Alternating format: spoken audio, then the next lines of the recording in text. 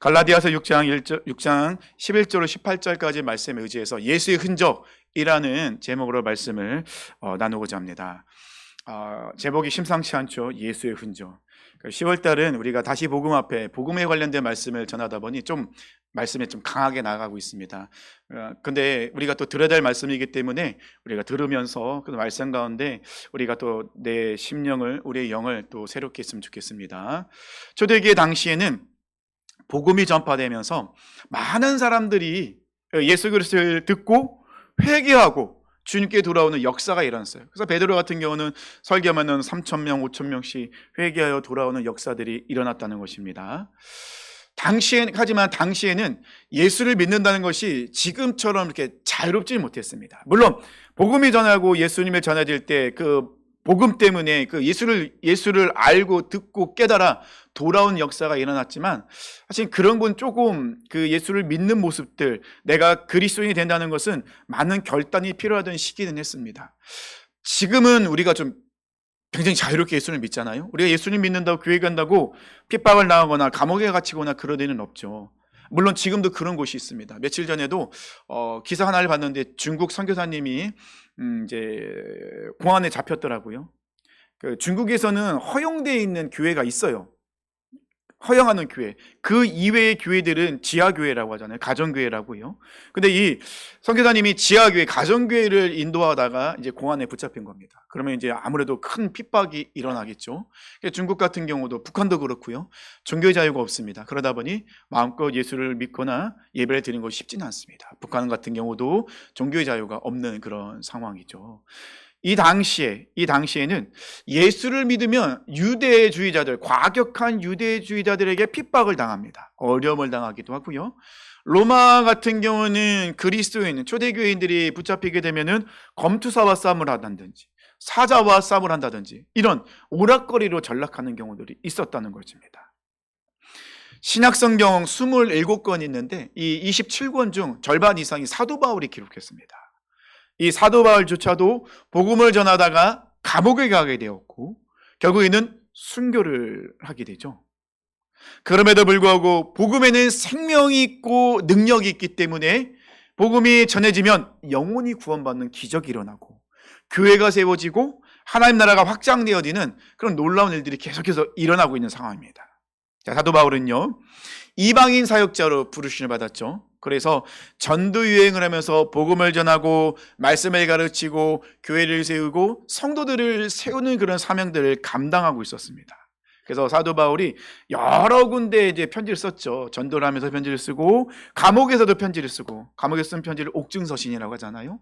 그래서 감옥에서 편지를 쓰는 이 편지, 교회의 편지를 보내서 그들로 하여금 믿음으로 살아날 수 있게 해달라고, 살아나야 된다고 이야기를 하는 그 편지 중에 공통적으로 등장하는 무리들이 있습니다. 오늘 본문에도 우리 갈라디아서에도 그런 무리들이 나와 있는데요. 그들은 누구냐면요, 다른 복음을 전하는 자들. 갈라디아서 1장에 보면 나옵니다. 다른 복음을 전하는 자들, 거짓 교사들, 거짓 선지자들, 즉 성도들을 미혹하는 무리들이 있었다는 거예요. 교회가 세워지면 그 교회에 어떻게 알았는지 이런 다른 복음을 전하는 자들, 거짓 교사들이 슬그머니 들어온다는 것입니다. 우리가 삶을 살 때도요, 사탄이 보통 우리 사탄 하면은 머리 뿔나고 막 삼지창 들고 있고 막 시커멓게 무섭게 생긴 막 이런 모습을 상상하잖아요. 근데 사탄은 우리 삶 속에 그렇게 나타나지 않아요. 만약에 그렇게 나타나면 우리는 다 예수 이름으로 내쫓을 것 같아요. 사탄아 물러가라, 분명하니까. 근데 사탄은 그렇게 나타나지 않죠. 빛의 천사로 가장해서 변장해서 나타나기도 합니다. 아닌 척하면서 들어오기도 한다는 거예요. 그래서 이 다른 복음을 전하는 자들, 이 거짓 교사들의 특징이 있어요. 지난주에 말씀드렸죠. 그들은요, 예수는 부족하다고 이야기해요. 예수를 믿지 말라고 하는 게 아니에요. 예수 맞아, 예수 믿어. 예수를 믿는데 예수만으로는 부족해. 이게 거짓 교사들의 외침이었어요. 다른 복음을 전하는 자들의 외침이었다는 것입니다. 예수만으로는 안 된다. 이것이 그들의 외침이기도 했어요. 오늘 본문인 갈라디아서는요, 작은 로마서라는 별명이 있습니다. 왜냐하면 이 갈라디아서도 로마서처럼 이신칭의를 굉장히 강력하게 외치고 있거든요. 근데 로마서에서 외치는 이신칭의와 갈라디아에서 외치는 이신칭의는 살짝 달라요. 외치는 그런 관점이 좀 달라요. 로마서에서 이신칭의는요, 처음부터 차근차근 기초부터 조금씩 아주 자세하게 풀어나가고 있는데, 이 갈라디아에서 외치는 이신칭의는 유대주의와 이신칭의를 대조하면서 이야기를 하고 있어요. 그 이유는 무엇이냐면요, 갈라디아 교회의 성도들은요, 벌써 사도 바울이 전한 복음을 듣고 그들이 믿고 경험하여 알고 있어요. 예수를 믿음으로 하나님께서 우리를 의롭다 칭해 주신다는 이신칭의, 믿음으로 말미암아 의롭다 된다는 것을 알고 있어요. 알고는 있는데 유대주의자들이 갈라디아 교회 성도에 들어와서 계속해서 다른 복음을 전하고 있는 거예요. 그러니 이 갈라디아 교회 성도들이 헷갈리기 시작하는 거예요. 그래서 복음에서 벗어나서 옛 모습으로 돌아가는 모습이 있는 거예요. 그래서 사도 바울은 이 갈라디아에서 이신칭의를 이야기하면서 유대주의자들과 이 이신칭의를 비교하면서 그것이 무엇인가를 말씀하고 있다는 것입니다. 율법주의자들은 이 갈라디아 교회에 들어와서 그들에게, 성도들에게 무엇을 얘기하면요, 예수를 믿는 것만으로는 부족하다. 또는 더 강력하게 할 때는요, 예수는 필요 없고 구약의 율법을 온전히 준수해야지만이, 할례를 받아야지만이 너희들은 의인이 될 수 있어. 우리가 율법을 지키면 스스로 우리는 의인이 될 수 있고 구원의 자리로 올라갈 수 있어 라는 것을 외치고 있다는 거예요. 우리가 본문 읽진 않았지만요, 갈라디아서 1장 6절에서 7절까지 사도 바울은 이렇게 말씀합니다. 그리스도의 은혜로 너희를 부르신 이를 이같이 속히 떠나. 사도 바울이 갈라디아 교회 성도들에게 복음을 전했다는 그리스도의 은혜로 그들은 구원받았습니다. 하나님의 자녀가 되었습니다. 근데 그것에서 속히 떠나서 다른 복음을 따르는 것을 내가 이상하게 여기노라. 벌써 갈라디아 교회 성도들은 다른 복음을 전하는 자들의 그 이야기를 듣고 다른 복음을 따르고 있는 거예요. 그래서 7절, 다른 복음은 없나니 다만 어떤 사람들이 너희를 교란하여 그리스도의 복음을 변하게 하려 함이라. 분명히 이야기합니다. 다른 복음은 없다. 근데 6절과 7절에 보면요, 다른 복음이 2번 나옵니다. 근데 한글에서는 똑같이 다른 복음이에요. 근데 원어적으로 보면 달라요. 6절의 다른 복음의 단어와 7절의 다른 복음의 단어가 달라요. 7절에서는요, 이 다른을 헤테론이라는 단어를 씁니다. 6절의 다른은 헤테론이라는 단어 씁니다. 본질적으로 다른 것, 이질적인 것. 그래서 6절에서 말하는 다른 복음은요, 복음처럼 보이지만 본질적으로는 완전히 다른 것. 이것을 지금 다른 복음이라고 사도 바울이 이야기하고 있고요. 7절에서의 다른 복음은요, 알로라는 단어 써요. 종류는 같지만 다른 것. 헷갈리시죠? 계속 다른 얘기하니까. 그래서 이걸 종합적으로 말씀드리면요, 사도 바울이 우리에게 이 6절과 7절에서 분명히 얘기하는 것은 뭐냐면요, 세상에는 다른 복음이 많은 것처럼 이야기합니다. 기쁜 소식, 복된 소리, 이런 것이 많은 것처럼 예수 아니고도 다른 방법으로 구원받을 수 있고 의인이 될 수 있다, 하나님의 자녀가 될 수 있다라고 이야기하는 그런 다른 잘못된 복음들이 있는데 본질적으로 그것은 복음이 아닙니다. 사도 바울이 분명히 얘기하는 것은요, 이 세상에는 다른 복음처럼 보이는 것이 있지만 그거는 다 가짜입니다. 이 세상에는 복음은 딱 하나밖에 없습니다. 예수 그리스도만이 우리의 구원자이시고 주인이십니다. 예수님만을 통하여 우리는 하나님의 자녀가 되는 권세를 누릴 수 있습니다. 예수님의 십자가와 그 부활을 통하여 우리는 의인이 될 수 있습니다. 아니, 의인이 될 수 있는 것이 아니라 하나님이 우리를 의인이라 인정해 주십니다. 예수 외에는 복음은 없습니다. 다른 복음이라고 이야기하는 그 모든 것은 다 가짜입니다. 다른 복음이라 얘기하면 복음이 여러 개 있는 것처럼 보이잖아요. 그 사도 바울은 아니라는 거예요. 아닙니다. 오직 예수님만이 우리의 복음이 되는 것입니다. 사도 바울은 이걸 이야기하고 있습니다. 이 갈라디아의 성도들이 얘기하죠. 내가 당신들에게 전해준 예수님만이 진리시고 복음입니다. 그런데 지금 당신들 주변에는 예수가 아닌 다른 기쁜 소식을 전한다고, 예수가 아닌 다른 방법으로 구원받을 수 있다고, 예수가 아닌 다른 방법으로 의인이 될 수 있다고 이렇게 다른 복음을 외치는 사람들이 있습니다. 아닙니다. 그 모든 것은 다 가짜입니다. 사도 바울은 이 갈라디아 교회 성도들에게 헷갈리는, 지금 유혹에 넘어지고 있는 그들에게 분명히 외치고 있는 거죠. 그러면 사도 바울이 전한 이 복음과 지금 갈라디아 교회에 들어와 있는 다른 복음의 차이점이 분명히 있다는 거예요. 갈라디아서 1장 1절을 보면요, 사도 바울이 이렇게 이야기합니다. 사람들에게서 난 것도 아니요 사람으로 말미암은 것도 아니요 오직 예수 그리스도와 그를 죽은 자 가운데 살리신 하나님 아버지로 말미암아 사도된 바울은, 사도 바울은 자기의 시작을 분명하게 이야기합니다. 나의 시작은 어머니 뱃속에서 태어난 것이 또 나의 육적인 시작이겠지만 내 인생의 진정한 시작은 내가 예수님을 만났을 때, 이 복음을 내가 듣고 믿고 경험하여 알았을 때부터 나의 모든 시작이 되었고 나의 모든 끝도 바로 예수님입니다.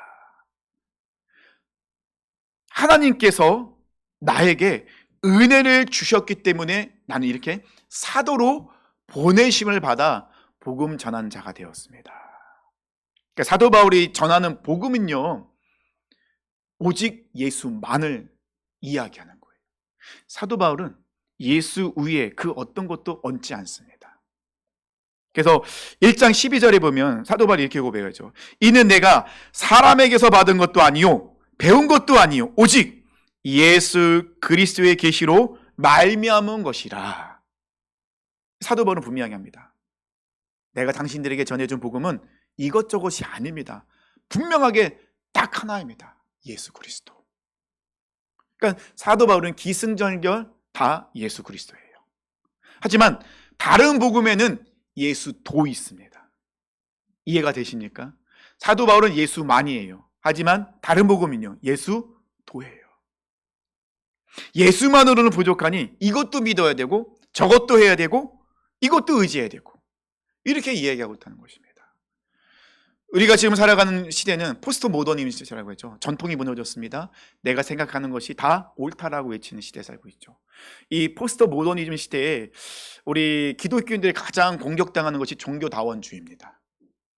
종교다원주의 뭡니까? 기독교에만 구원이 있는 것이 아니라 다른 모든 종교에도 구원의 길이 있다는 것이죠.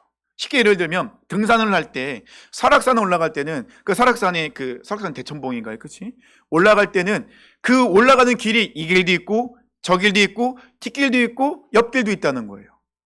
어느 길이든 올라가기만 하면 된다는 거예요. 이게 종교다원주의예요. 우린 이 시대에 살고 있습니다. 기독교에만 구원이 있는 것이 아니라, 예수만이 구원자가 아니라 다른 이름의 구원자가 있다. 구원의 방법이 있다. 지금 종교다원주의 시대에 살고 있잖아요. 그런데 놀랍게도 교회 안에도, 목회자들 안에도 다른 종교의 복음을 전하기 위해서, 그들과 대화를 하기 위해서 오직 예수만이 아니라 예수도로 바꾼 일들이 일어나고 있다는 것입니다. 지금 이 시대에 일어나고 있는, 이 교회 안에서 일어나고 있는 일들이라는 거예요. 지금 갈라디아 교회도 그런 일들이 바로 일어났고 지금도 우리가 살아가는 이 시대도 일어나고 있습니다. 그래서 C.S. 루이스가 순전한 기독교에서 이렇게 이야기합니다. 물탄 기독교로 이야기합니다. 이해가 되십니까? 물탄 기독교. 요리를 했습니다. 아주 맛있습니다. 그런데 거기에 물을 붓기 시작하면 이 맛도 아니고 저 맛도 아니에요. 그냥 흐릿해져요. 사라져버립니다. 원래 의도했던 그 모든 것은 사라지게 돼요. 근데 지금 기독교가 어떻게 됐다고요? 물탄 기독교. 사실 C.S. 루이스가 순전한 기독교, 물탄 기독교를 얘기했을 때 교회가, 이 기독교가 물탄 기독교가 되게끔 만들었던 큰 역할을 한 것은 목회자들의 모습이기도 해요. 우리나라 같은 경우는 샤머니즘과 이 기독교가 많이 합쳐졌어요. 그래서 기복주의 신앙이 되게 많았어요. 예수님 믿으면 복 받습니다. 얼마나 많은 그런 전도를 했습니까? 예수님 믿으면 문제가 해결됩니다. 예수님 믿으면 병이 고침받습니다. 예수님 믿으면 자녀들이 성공합니다. 많은 사람들이 복 받으려고, 문제 해결받기 위해서 교회로 왔다는 것입니다. 제가 금요일에도 말씀드렸는데 목회 데이터 연구소라는 곳에서 조사를 했습니다. 기독교인들을 위해서 조사했는데, 기독교인들이 교회를 나오는 이유, 여러 가지 이유가 있을 때 그 중에 가장 많이 나온, 응답자들이 가장 많이 한 이유가, 교회를 나오는, 예수를 믿는 가장 큰 이유가 무엇이냐? 마음의 평안이래요. 충격이었어요. 우리가 예수를 믿는 이유는 마음의 평안을 얻기 위함이 아니에요. 우리가 예수를 믿는 이유가 뭡니까? 내가 죄인이기 때문이에요. 이 죄는 내가 해결할 수 없기 때문에, 내가 죄인이기 때문에 예수를 믿는 거예요. 마음의 평안을 얻는 거는요, 교회 말고도 많아요. 본질이 아니에요. 신앙의 본질. 신앙의 본질은요, 내가 죄인인 거예요. 이 죄는 내가 해결할 수가 없는 거예요. 나의 능력도 아무것도 안 돼요. 근데 이 죄의 문제는 오직 예수만이 해결할 수 있는 거예요. 그런데 이 시대는요, 자꾸 예수 안에 복을 넣고 있고, 건강을 넣고 있고, 물질을 넣고 있고, 성공을 넣고 있다는 것입니다. 나의 유익과 나의 재미를 넣고 있다는 거예요. 그러니 C.S. 루이스가 얘기하죠. 물탄 기독교라고요. 이게 우리의 모습이라는 것입니다. 갈라디아 교회의 유대주의자들, 다른 복음을 전하는 자들은 구원의 공식을 이야기합니다. 예수의 믿음, 예수 믿음 플러스 율법 행위는 구원이다. 율법 행위를 하기 위해서는 할례를 받아야 된다. 예수만으로는 구원받을 수 없고, 예수만으로는 안 되기 때문에 율법을 지켜야 되고, 율법을 지키기 위해서는 할례를 받아야 되고, 그래야지만이 진정한 구원받는 자의 삶을 살 수 있다라고 외치고 있는 거예요. 예수 그리스도 안에 물을 타고 있는 거예요. 예수 그리스도의 십자가의 죽음과 부활 아래 다른 것들을 계속해서 집어넣고 있다는 것이죠. 예수라는 유일한 색을 희석시키고 있다는 것입니다. 지금 우리 안에 일어나고 있는 일이죠. 예수를 믿지 말라는 게 아니에요. 예수를 믿지 말라는 게 아니라 예수만을 믿지 말라는 거예요. 말장난 같잖아요. 그러다 보니 많은 그리스도인들이 헷갈리고 유혹에 넘어가는 거예요. 그래? 예수만을 믿는 것이 아니라 다른 방법도 하면 되지 뭐. 나도 모르게 넘어간다는 것입니다. 그래서 사도 바울은 오늘 본문 11절로 12절 외칩니다. 내 손으로 너에게 이렇게 큰 글자로 쓴 것을 보라. 큰 글자로 썼다는 건 뭐죠? 아주 심령이 애타는 심정으로 그들에게 너무나도 강력하게 분명하게 썼다는 거예요. 무릇 육체의 모양을 내려하는 자들이 억지로 너희에게 할례를 받게 함은 그들이 그리스도의 십자가로 말미암아 박해를 면하려 한 뿐이니라. 율법주의자들은 자기에 빠져 있거든요. 할례와 율법과 외적인 모습을 통하여 예수 그리스도 위에 다른 것들을 집어넣음으로 외적인 그런 것들을 통하여서 구원받을 수 있고, 그것이 내가 이렇게 하나님의 자녀라는 자랑거리로 삼고 있었다는 것입니다. 사도 바울은 이 갈라디아 교회에 다른 복음을 전하는 자들에게 아주 분명하게 외치고 있죠. 확실하게 외칩니다. 예수 안에 다른 것을 넣는 것은 다른 복음, 가짜이다. 예수 안에 다른 것을 넣지 말라는 거예요. 예수면 충분하다. 12절 사도 바울은 아주 강력하게 말씀하고 있죠. 그들이 그리스도의 십자가 때문에 받는 박해를 면하고자 하는 것. 예수 그리스도의 십자가 때문에 많은 공격을 당했어요. 실제적으로 당하고 있었으니까요. 핍박을 당했습니다. 삶에서 여러 가지 어려움을 당하고 핍박을 당하고 고난을 당했습니다. 그래서 다른 복음을 전하는 자들이 계속해서 그 성도들에게 속삭이는 거예요. 예수 믿는 거 좋아, 괜찮아. 그런데 예수만을 믿으면 어려움을 당하잖아. 손가락질 당하잖아. 그러니 할례도 받고 율법도 지켜.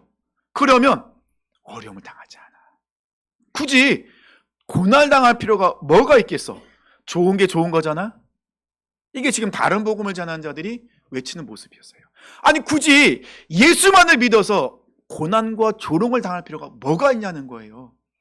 그러니 예수 말고 다른 것도 하라는 거예요. 율법도 지키고 할례도 받고. 그래서 고난 당하지 말고 그냥 좋게 좋게 살아가라는 거예요. 사탄은 지금도 우리를 유혹하고 있잖아요. 광신도처럼 그렇게 믿을 필요까지 있겠어? 적당히 해.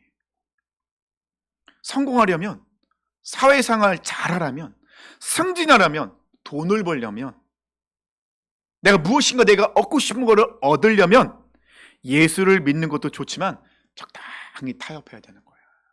사람들 놀 때 같이 놀고, 사람들 술 마실 때 같이 술 마시고, 그래야 네가 승진할 수 있고 원하는 거 얻을 수 있고 성공할 수 있는 거잖아. 그러니 적당히 해. 예수만을 믿다가는 이 세상에서 힘듦과 어려움만 당하잖아. 다른 사람도 다 그렇게 하는데 굳이 뭐 그렇게 할 필요가 있겠어? 예수만 고집하는 사람들 봐봐. 재미도 없고 답답하잖아.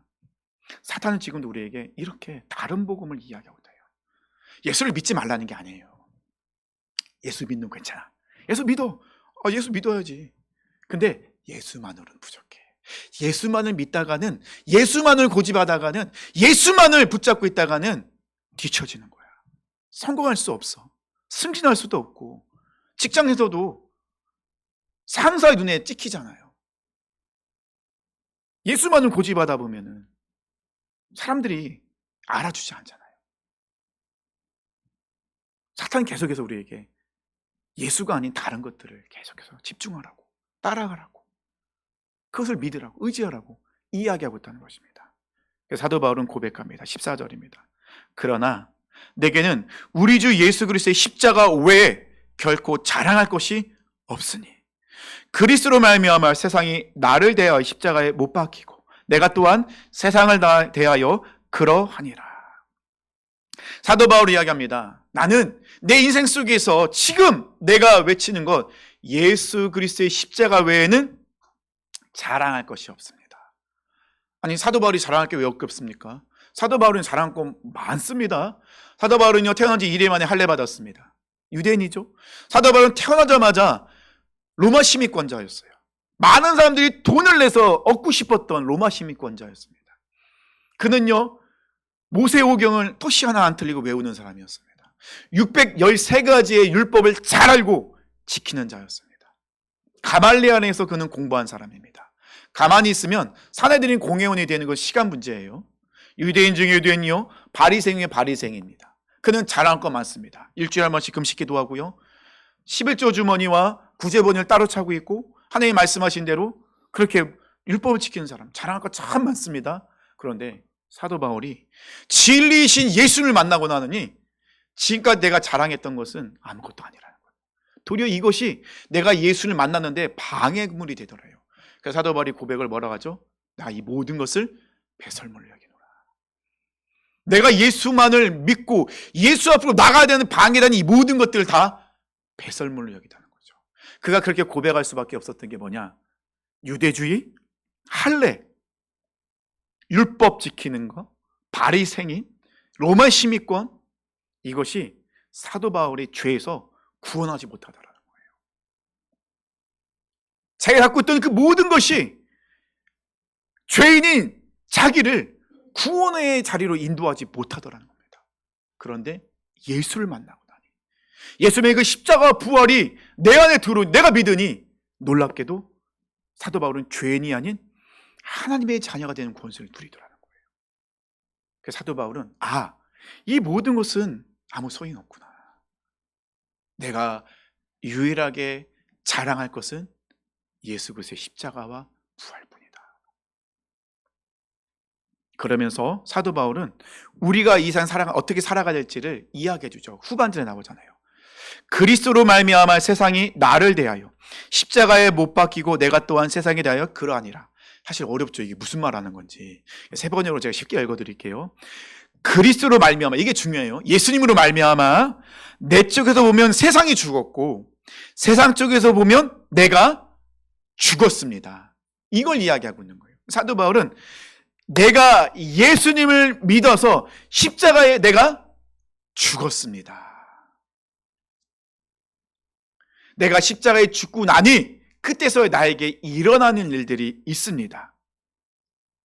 나는 세상과 관계없는 분리된 삶을 지금에서야 살게 되었다는 것이죠. 예수를 믿음으로 인하여서 이제는 죄인인, 죄의 노예인 내가 아닌 하나님의 자녀가 되는 새로운 피조물이 되었다는 것입니다. 그래서 오늘 본문 15절에 얘기하잖아요. 할례나 무할례나가 아무것도 아니로되 오직 새로 지으심을 받는 것만이 중요하니라. 예수를 믿으면 우리는 어떻게 새로운 피조물이 되잖아요. 예수를 믿고 나니, 내가 십자가에 죽고 나니 그제서야 그런 것들이 눈에 보이기 시작하고 내가 그런 삶을 살 수 있게 되었다는 거예요.